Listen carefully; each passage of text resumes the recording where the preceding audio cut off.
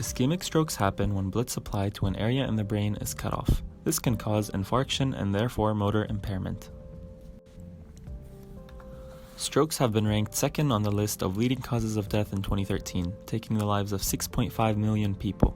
The prevalence has always been on a rise due to predisposing factors which include lack of exercise, worsening diets, and increased stress. When a patient presents to the stroke department, their motor impairment is quantified using the NIH stroke scale. It runs from 0 up to 42 depending on the severity of the stroke.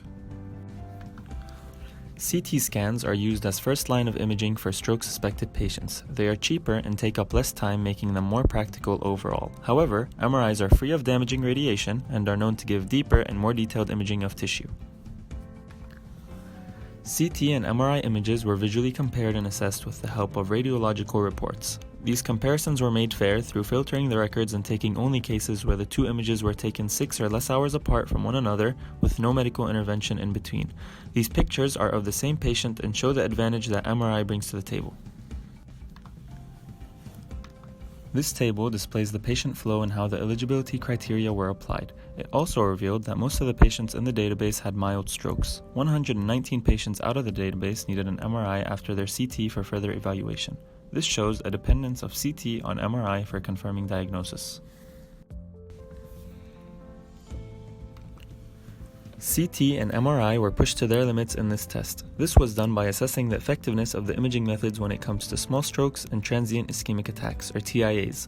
Notice how much higher the sensitivity of MRI is at lower stroke intensities on the NIH stroke scale.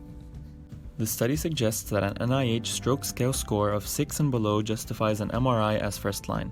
So a patient would be admitted, evaluated using the stroke scale, and sent for the appropriate imaging mean and treated accordingly. This way, the patient wouldn't have to undergo both imaging modalities. Brain tissue dies by the minute and time is very valuable. Patients who admit to the ER with a severe stroke are sent for a quick CT scan to save time and initiate thrombolysis as soon as possible. This helps salvage the most brain tissue possible. After all, large strokes can be seen on both CT and MRI. CT saves valuable time and money and is more practical.